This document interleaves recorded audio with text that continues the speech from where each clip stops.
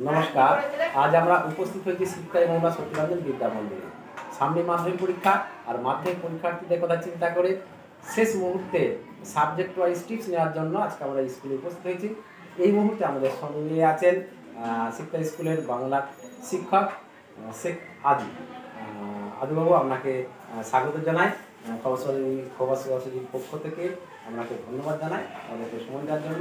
যে বিষয়টা নিয়ে আপনার কাছে আসতে চাইছি, যে সামনে তো আর মাধ্যমিক খাতার কয়েকটা দিন আছে, এই লাস্ট মুহূর্তে ছেলেরা কীভাবে প্রিপারেশনটা তো নিয়েছে, আর লাস্ট মুহূর্তে তাদের কী বলবেন, কোন কোন রচনাগুলো বা কোন কোন চ্যাপ্টারগুলো তাদের দেখা উচিত, সংক্ষিপ্তভাবে যদি আমরা মতামতটা করি।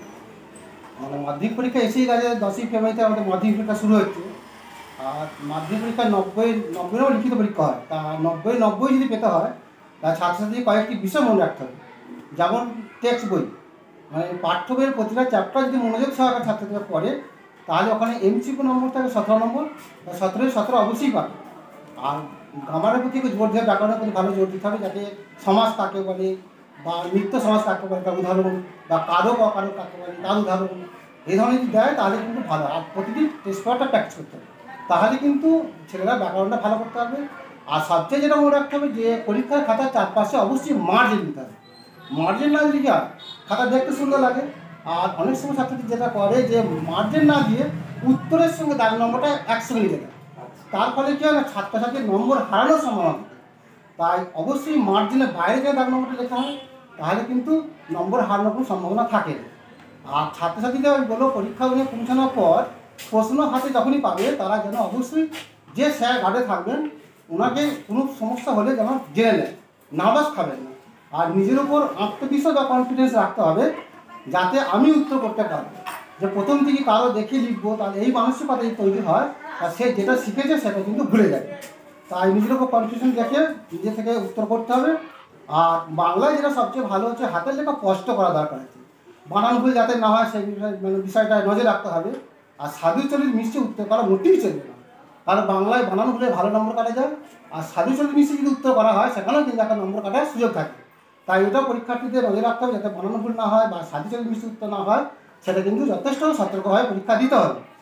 আর সবচেয়ে যেটা হচ্ছে যে মার্কিং, যে পার্ট মার্কিং যে নম্বরগুলো থাকে, ধরুন একটা 5 নম্বর প্রশ্ন আছে, 5 নম্বর প্রশ্ন দেখা গেলো 1+1+3, বা একটা আছে 5 নম্বর।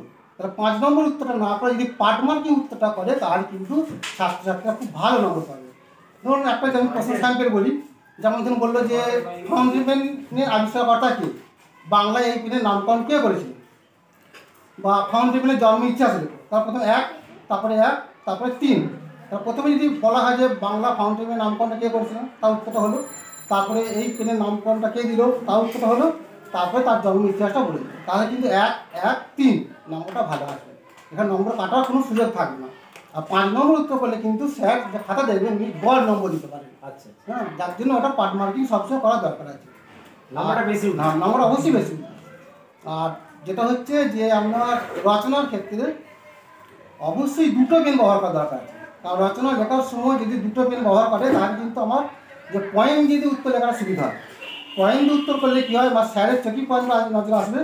ধরুন দুটো পেন, একটা কালো কালির পেন আর একটা নীল কালির পেন। তা কালো কালির পেনে যদি পয়েন্টটা করা হয়, আর নীল কালির পেনে যদি উত্তরটা ব্যাখ্যা করা হয়, তাহলে কিন্তু নম্বরটা ভালো হবে, খাতা দেখতে চকচকে ঝকঝকে লাগে। লাল কালি ব্যবহার করা না, লাল কালি ব্যবহার করা যাবে। লাল কালি একবার তো স্যারই ব্যবহার করে, যদি খাতা দেখবেন।